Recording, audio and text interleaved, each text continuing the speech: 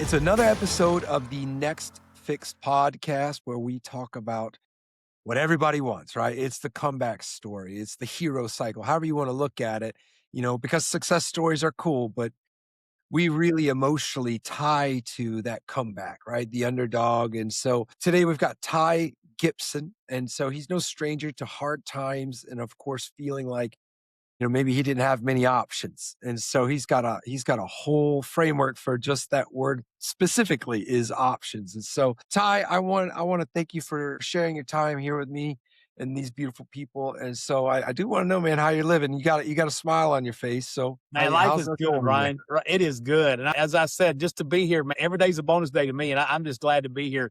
But, first, Ryan, I want to just say thank you, man. Um, for what you're doing, because I tell you, everybody, we all struggle with something. And I tell you, man, it's just sometimes we just need we got to throw our arms around each other and help each other out. So thank you for what you're doing. And I really appreciate the podcast and reaching out to people to try to throw your arms around them. So I do appreciate that. Yeah. Yeah. It's a collective effort. And I think that if we all are making that effort, man, it's just a heck of a lot better than the other thing because I've Yeah. experienced the other thing. But experiencing the other thing is what we're going to start with. We're going to Yeah. start with, maybe you didn't feel that embrace from anybody. And anyways, here on the Next Fix, we want to know about those rock bottom moments and the Yeah. times when you felt like, maybe you didn't have any options and maybe things looked Yeah. the darkest for you.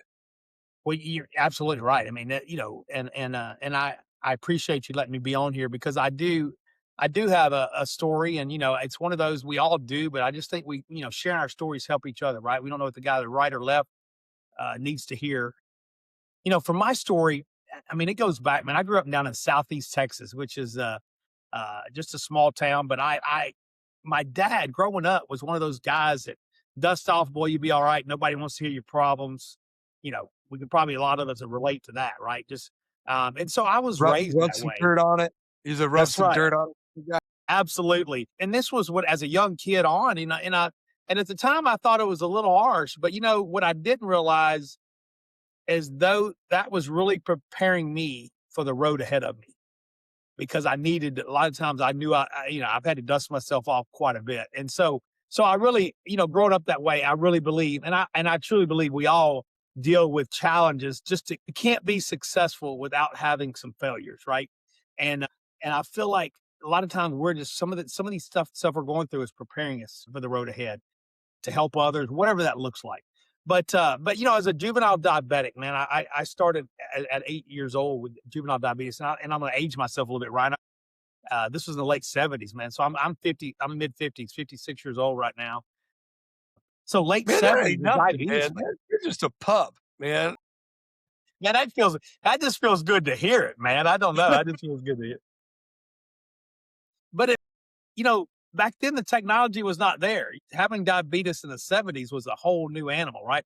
I had brittle diabetes, but anyway, my first big struggle was they put me in a research floor because I had such brittle diabetes and I couldn't get it controlled and it was all over the place.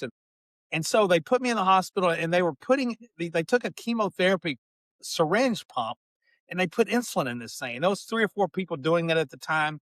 But what it was one of the early phases of insulin pumps. So I put this thing on, instead of taking injections, I'd take this pump and it'd give me insulin throughout the day, right? So as we all probably know somebody today wearing an insulin pump and Yeah, all that. and let me tell you real quick, Ty. Like I had a buddy of mine in probably year 2000. They put an insulin pump on him, and he kicked the bucket like a month later. I don't know exactly what happened. I know he was diabetic and he was having a hard time. They put the pump on him, and there was a malfunction. I Oh mean, wow. I'm filling in blanks here, but he was struggling, but he was still alive. They put the pump on him, and then he went home and he kicked the bucket. And I feel like it wasn't doing its job, and that's what really did him Yeah. in. Well, there's a lot of different things that go into making sure these things work right and all that. And man, I hate to hear that, but I'm sure everybody deals with different things. But luckily I struggled with it for early on. Now you got to remember, as a kid, I mean, my first pump was a pound 9 ounces. Now we got these little ounces. I mean, it looked like a daggum brick, man. I was carrying around a brick on my belt, and it wasn't, at the time I just wanted to be a normal kid, play sports. I hunt and fished. I did everything a young kid did, and that's just what we did, So and my parents just didn't ever let me take that crutch, right? I mean, you just keep pushing, Ty, and I did. But anyway, through the years, I got into different insulin pumps, and it was fine. But I mean, I still went through high school days playing sports with pumps, and then college, and as you know, in college, man, it's a different lifestyle. And man, I was trying to be like every other kid in college, and as a diabetic with that brittle diabetes, you can't live that lifestyle, right? And it was hard. It was really hard. I mean, I was hard headed and tried things and did things I shouldn't be doing, and as a diabetic, it was hard. And so to move on, that was hard just as a young kid, kind of getting through all that. But then when the real struggles began, man, was when I was 30. I had a 6-year-old daughter at this time. My career was going. I go in to the doctors and they say, "Hey, Ty, I was extremely tired." And I went in and he said, "Your kidneys are failing." And I said, "Okay, all right, what does that mean?" I've been through all this medical stuff. Like, what's next, right? What do I got to do? And he says, "Well, you really need a transplant." He said, "But here's the deal: you have such brittle diabetes. If we just put a kidney in there, it's going to continue to just really just burn through kidneys, really, right?" And so he said, "There's a doctor out in Baltimore, Maryland, that's at research right now a kidney and a pancreas transplant at the same time."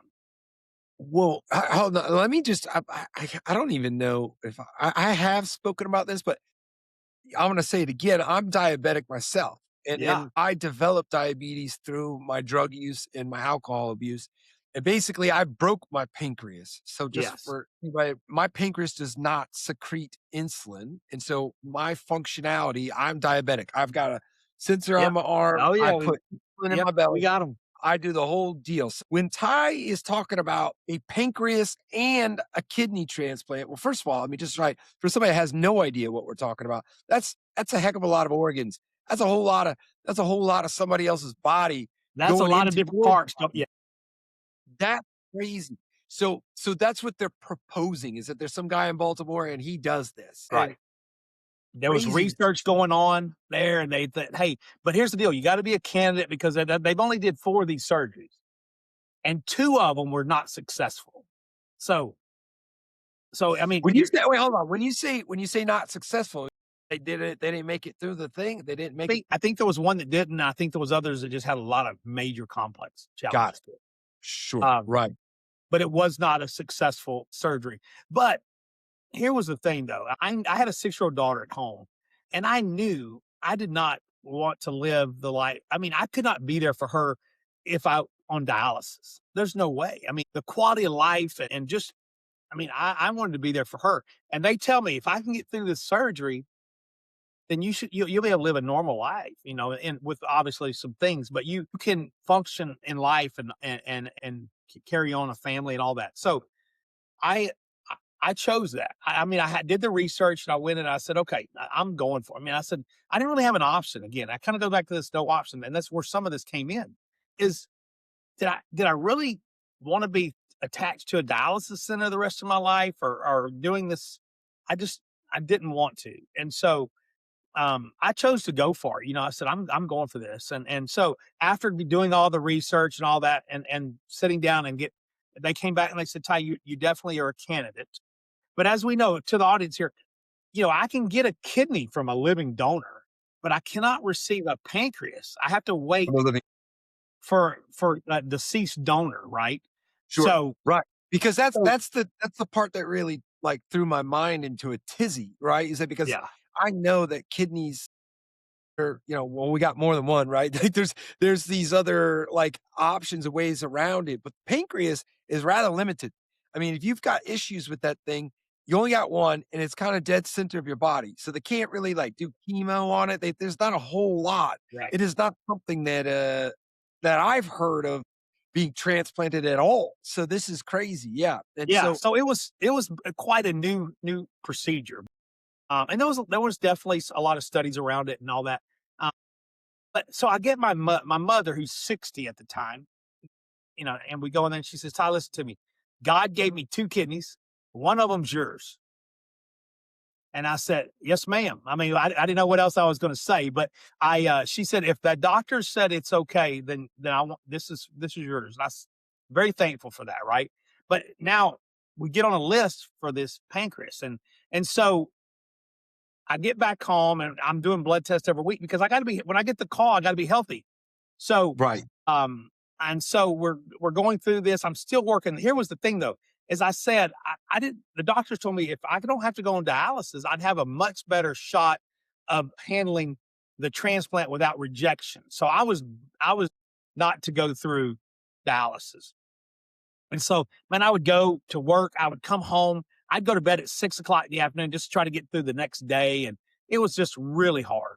And then I have a daughter. And, at the time, I mean, I wasn't married at this time. And so it was really a lot of hard times going on.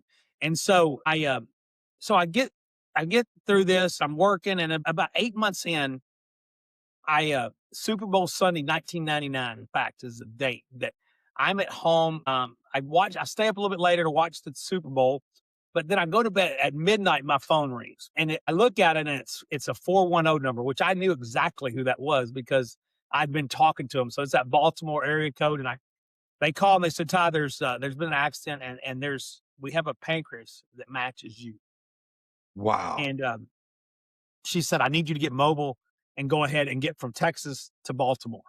So I get a hold of my mom, who's What kind of a window are we talking? Is it like 24 hours or is it like yes, 40? it was at the time about a 24-hour window. So it wasn't Wow. I mean, it wasn't like I had to, you know, I mean, I had to get there pretty Sure. quick, but it wasn't Sure. something crazy. But we take off that night in the morning, basically. And it was really cool because there'd been, and this is a really cool part of it, that they did an article about my challenges here in the local Austin paper. And when they did, one of the big corporate companies here in town said, "Hey," they reached out to me and they said, "Hey, our owner um, wants to donate his planes for when you get the call."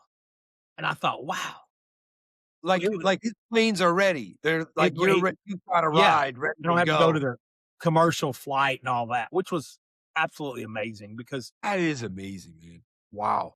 this I say that because there are some really good people out in this world that that do some amazing things, and that was a really so I had a pilot. He gave me his pilot's number, and so when I got the call, I called him, and sure enough, we took off and off we went, and it was amazing. But it's like the movies, man. You get there, hurry, and then you wait, right?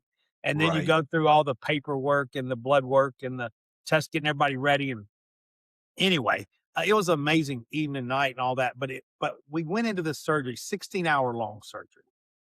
Um, and then it was crazy because in the operating room, I've got myself, I've got my mother over here, and then they've got a team working on the organ. It's because they're going to get my mom's kidney, they're preparing the pancreas, and they're getting me ready to receive all this. So we get through it. 16 hours later, I wake up and my mother's sitting beside me in a wheelchair in recovery, which was amazing in itself that she was already, through that. Right. Um, but I'll tell you, Ryan, it was craziest thing. Your body is naturally going to try to reject these organs. So they give you all this medication to try to keep your body from fighting it off, right? So I woke up the next morning and I was now taking 65 pills a day. 65 pills a day. Um, Now, I'm not an expert, but that's like a lot of stuff going through your kidneys too. But that's man, it's all right. Yeah, that's a lot. And so, but I'll tell you, a lot of them are the anti-rejection meds, but then the other half of them are the side effects from the anti-rejection meds. So, I mean, it's just a lot of stuff. And then your body's got these two organs, so it's naturally just doesn't feel right, right? Doesn't feel good. So I'm battling through this, and I felt bad, but I felt I could see different color in my skin, and I wasn't that yellow that I had gotten with this kidney. And the doctor said what was pretty cool though, and I'll tell you, he said when he was sewing up my mother's kidney into me, it started working immediately. And so I mean, it was just such a cool story. But they told me, they said, Ty, it's going to take 1 year for you to recover from this. 1 year, just give it a year. We get you through the year, and you're in a good spot. So I'll tell you that first year was probably the most challenging year I've ever been through, but I got through it. I got after that year, and it was no joke. Within about a week of that year, I just started feeling better.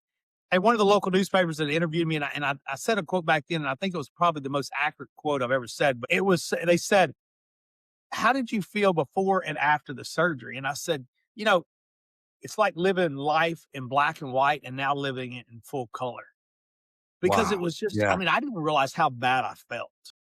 Sure, because 'cause you're in it. When you're Mm, in it, you don't know how bad things are. And so no. say that one more time, Ty, like, I say it said again. a I quote won't that, butcher it. I mean, living life, it was like I was living life in black and white and now living it in full color. And that was the difference. And I truly believe that's still the most accurate quote I could say, because it was just, you don't realize as a diabetic sometimes how bad people feel. But you could look at them and they look normal and everything looks healthy and you should be just feeling great. But inside you don't have it, right? You just don't. And you Yeah, can relate, Ryan. There's some days that are rough and some days that are great. But as a diabetic, yeah. you fight this, right?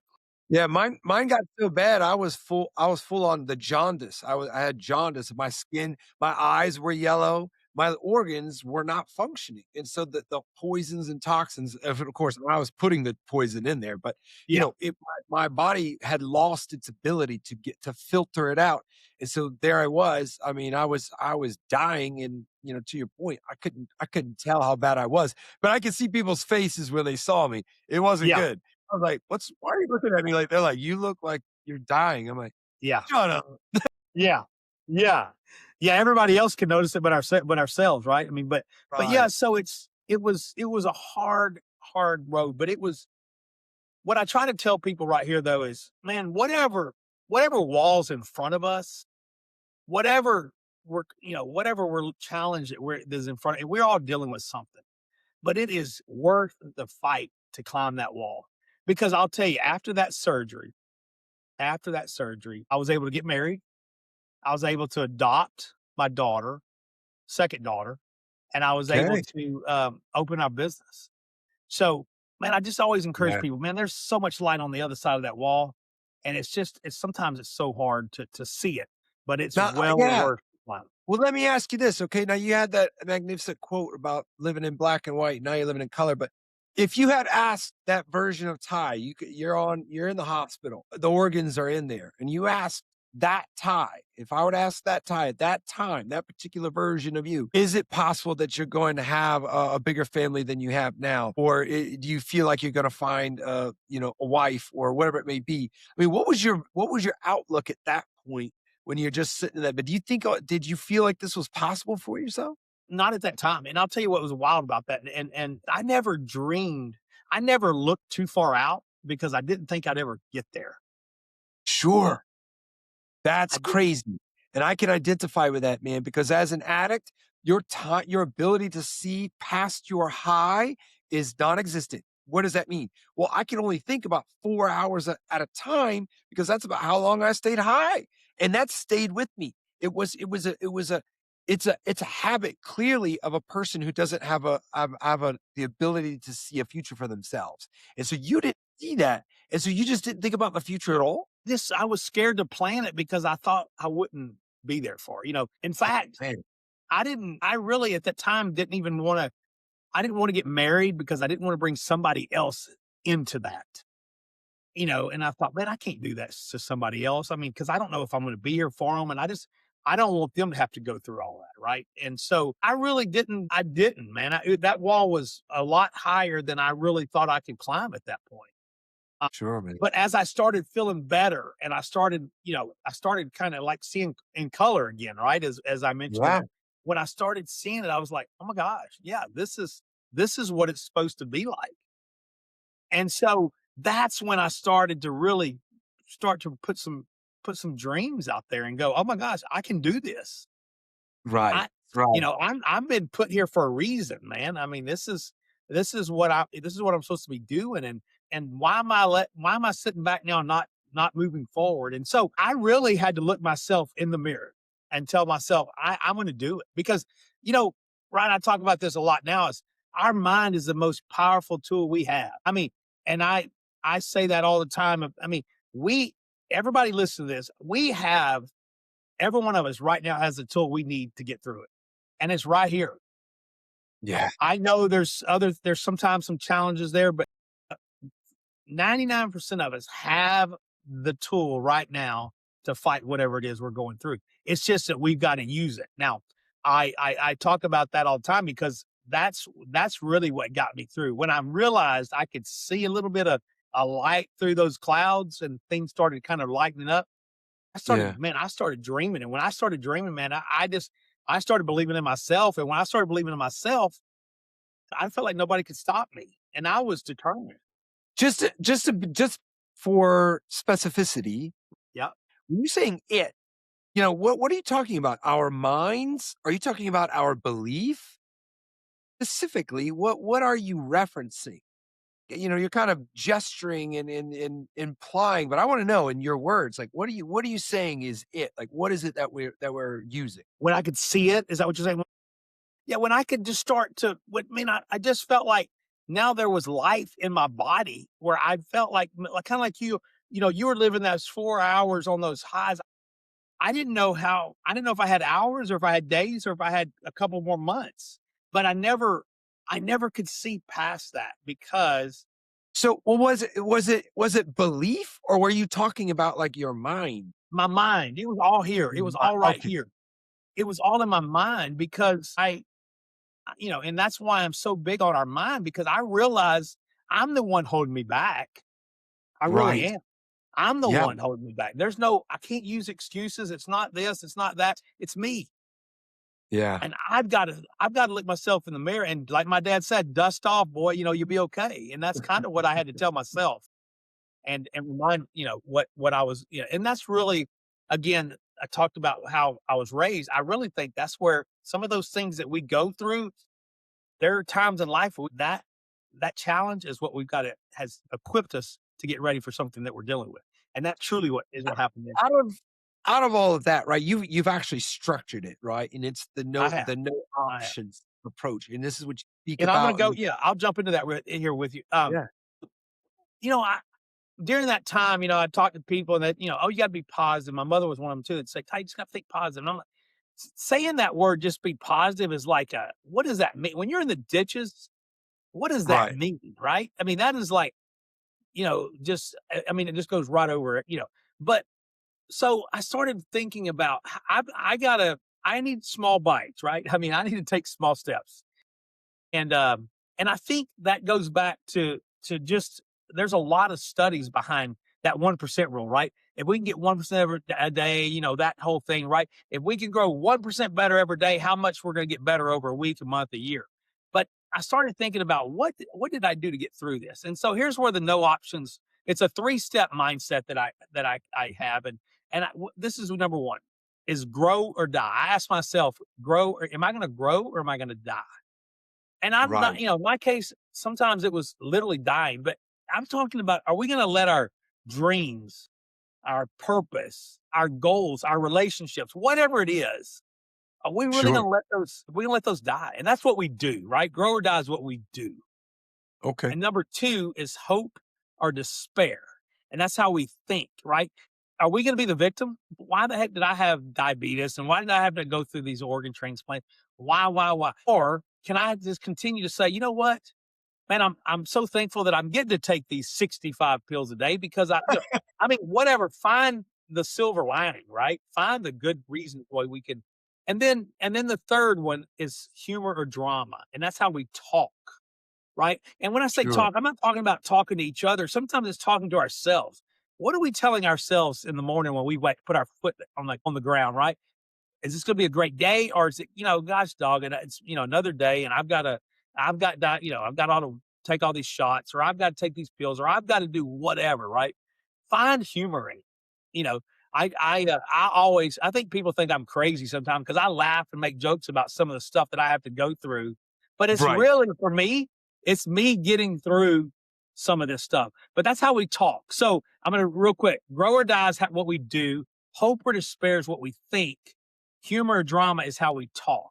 And when we just we think about those 3 small steps, it aligns our mind to be a positive thinker.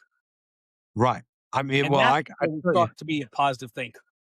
I can identify with the, the humor element of it because my mother, she sent me to jail and accused me of trying to cut her head off with a kitchen knife.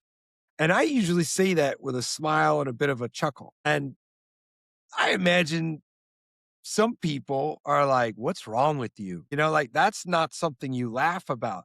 Right, And in my right. mind, like, how I am about it, I'm like, "Well, what's the other option? Do you Yeah, want me to start crying about it?" yeah, yeah, Because I just don't think that that's very constructive either. So this is just me, getting, whatever you wanna call it, through it, over it, around it, whatever it may be. And there's plenty of people there's plenty of people who have blatantly said to me that I have tons of trauma that I gotta deal with, and sure, they may have a leg to stand on there, and they're most likely right, but in the moment, I can make a choice. I can highlight it that it was this awful moment of my life, or I can at least laugh about it so the other person isn't, like, in a horrible shock at how sure. awful it is, right? Right. So but Absolutely. I love that it's how we do, and then how we think, and then how we speak.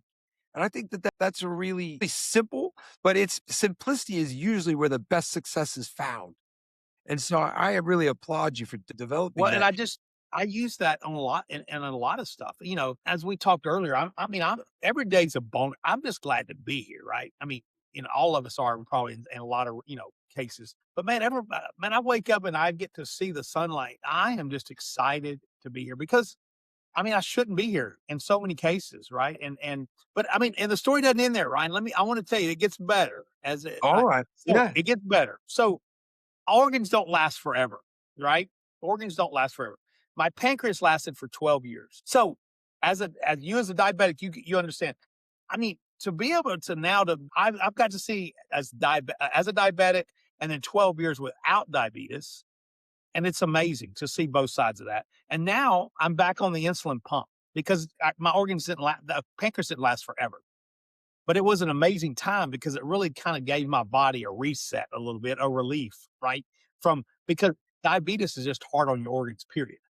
And Right. so it gave me a somewhat of relief. Now the pancreas lasted 20 years. My mother's pancreas lasted for 20 years. So Well, your mother was a kidney. I mean, Didn't you my say kidney, yeah, my mother's kidney. I may have right? said that, misspoke that, but yeah, my mother's kidney lasted me for 20 20. years. So in 2019, now keep in mind at this point, I mentioned I had opened my business. I've got 45 plus employees. The business is growing like crazy. Mentioned I adopted my daughters. We're in all the sports and we're playing. We're doing everything. And I've got my beautiful wife and my oldest daughters, and with us, and things are going great. And then my kidneys fail immediately put me on dialysis. And this was just 5 years ago, right? And so in the morning, I'm thinking, how am I going to do this? I mean, but I thought I've got 45 employees. I got a young daughter now who's depending on me. I've got all of this going on, and so my wife works in the company with us, and I'm kind of the face of the company, at this time, and I'm like, so I didn't really have an option but to keep pushing. So I would go into dialysis Monday, Wednesdays, and Fridays at 4:30 in the morning until 9. And then I'd show up at the office and try to act like nothing was going on. Right. Nothing to see here. I mean, no, kind of like you mentioned earlier, I thought I looked just fine, but everybody's like, Ty, you okay? Yeah, I'm Yeah. fine. I'm fine. I'm fine. Oh my. But I mean, man, on the inside, I was just, I was struggling, Yeah. But but the thing was, I was going back to my dad about nobody wants to hear your problems, so I never told my story, I never told people about it, and so which I don't encourage, but I'll get to that point in a minute. But so going through dialysis, one weekend, my wife had a family reunion, so we go down to it, and it's an extended family, and she says, "Ty, do you mind telling your story?" I say, "Well, if they want to hear my problems, I'll be glad to share them, I guess, if that's what they want to hear." And so I told my story, and on the way home, like 4 or 5 of them texted me and said, "Hey, thanks for sharing. We're gonna sign up to be organ donors. Hey, we're gonna go do this, and we're gonna." And I thought, as I drove home that late that night, I was thinking, how selfish am I if I can simply tell my story and help other people?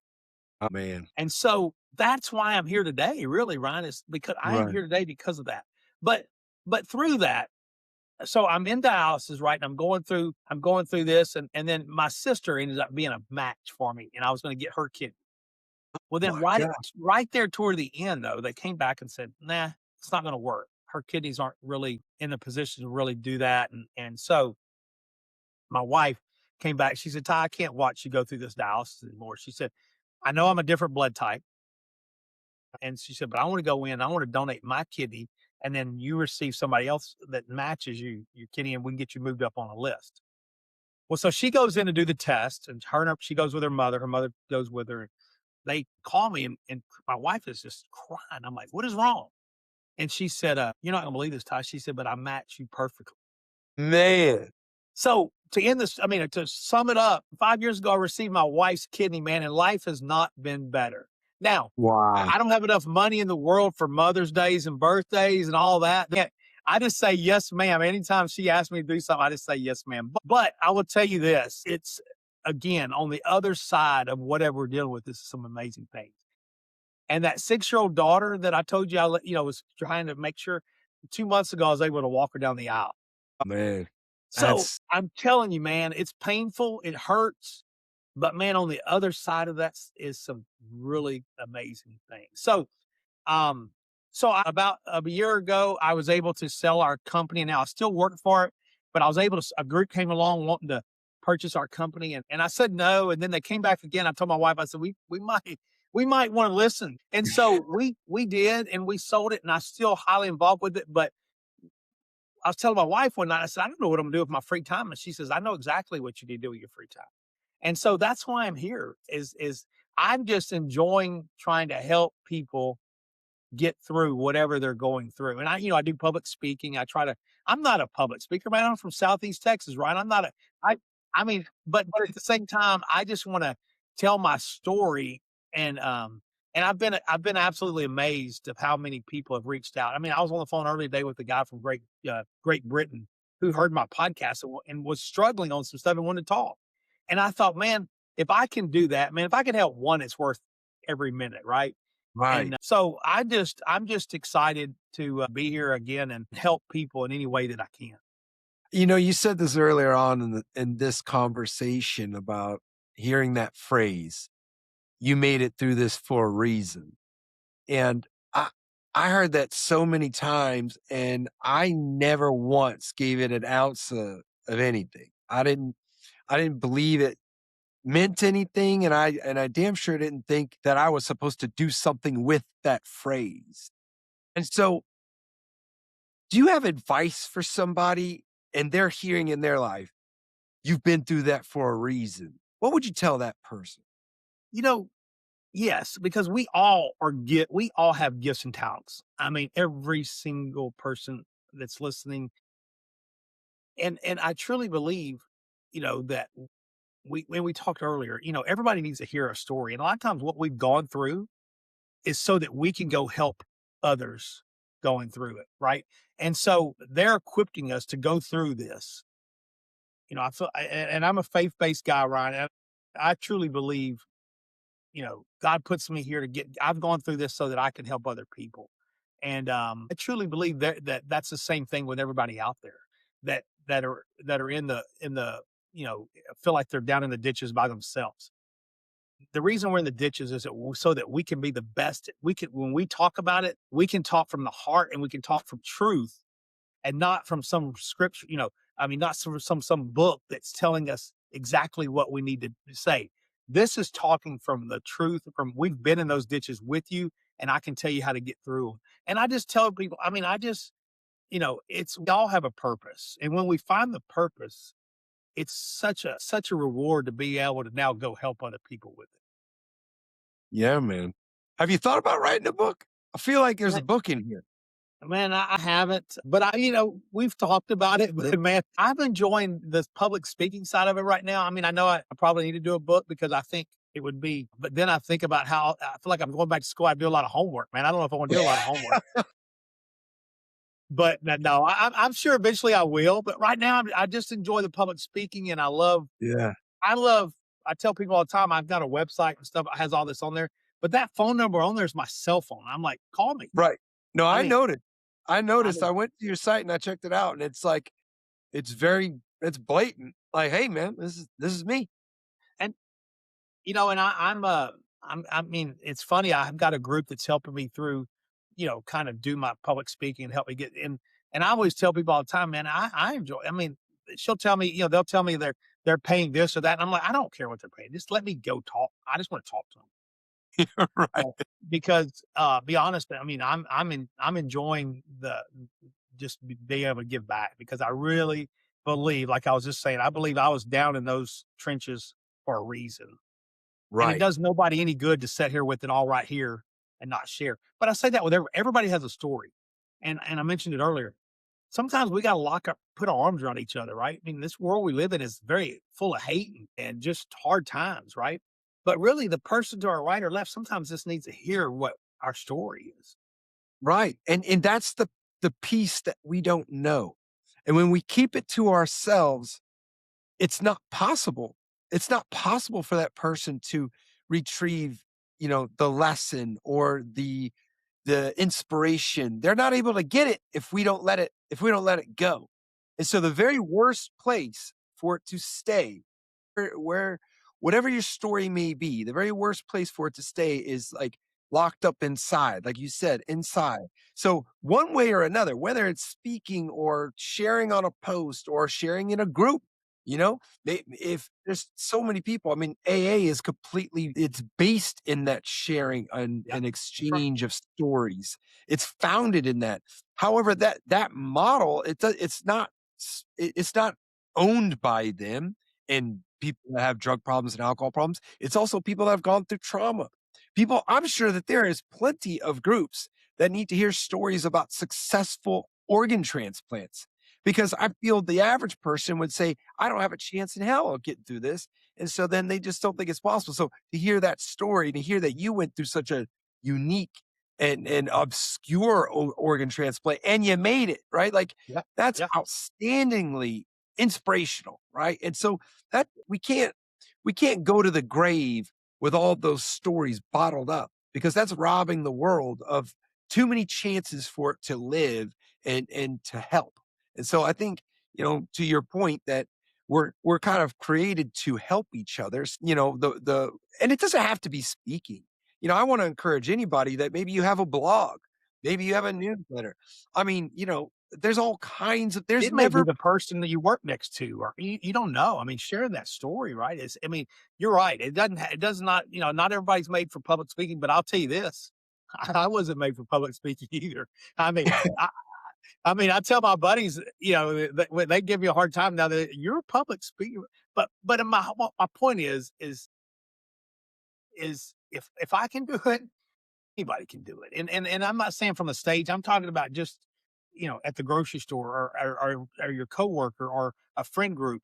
Share, man. I mean, because there may be people that, and I always the way I think of it, there may be somebody that's seeing life right now in black and white, and I just want to show them full color. right. And now you may get through, you may not. Like, and that's something I think it's an important well, it is. It's a reality for people that might share on like social media or they get like consider a stand-up comedian. Talk about Mhm. tough. I mean, Yeah, those people are coming there to critique you. yeah, You're on stage. They kind of respect you because you've been through a lot. But like a stand-up comedian, like it's like a full-on target on them. And yeah, so you may get booed off the stage. But you know, I think you and I we're cut from the same cloth that if there was that one person who sat there and they went home and it sank in and maybe the next day they lived their life a little bit differently, it's all worth that. But, again, it boils down to it's not possible if you keep it bottled up. And so we've got to find out what that combination is and get it out there into the world because your story is outrageously inspirational for myself because I'm thinking, I'm not kidding around when I say this it's likely that I might have organ transplants at some time. I mean, it's a yeah. possibility for me. Well, And so anybody, when I right? hear that that it's not over, I'm like, well, feels good to hear. Yeah. I No, mean, it's it's happening in and this that's the thing. We never know. I never knew anything about organ transplantation till I lived it, right? So that's why. I always say, just, what, be prepared, but talk, because just hopefully people hearing my story, if that day comes for somebody, that they go, you know what, if that guy got through it, I can get through it. And that's what I hope people realize, and in any whatever they're dealing with. And that's a killer way to approach it, brother. And now you've mentioned your site, but kind of give everybody and a good place to go get started. Clearly, Yeah, you mentioned please. they can go to your site and call you. Please, yeah, please. That's what I want. I want my phone to ring. But the thing is if you'll go to my site, it has different things. I've got a podcast that's called No Options with Ty Gipson.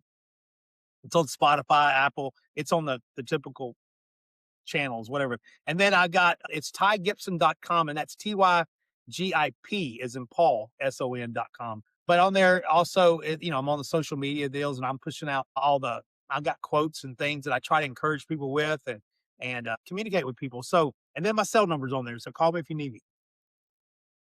Oh, that takes gut. My cell is on my site too. My wife is not a fan. She she's not a fan. Well, But I love it. hopefully I mean, my wife is 100% behind me, and it's been amazing. Not saying that I'm just saying she truly helps me help others, I'm just we were blessed with our company being able to do what it did, and man, I'm on a mission to try to help as many people as I can. If I well, don't it's know, if I can't help them, I'm gonna try to find somebody that can. So right.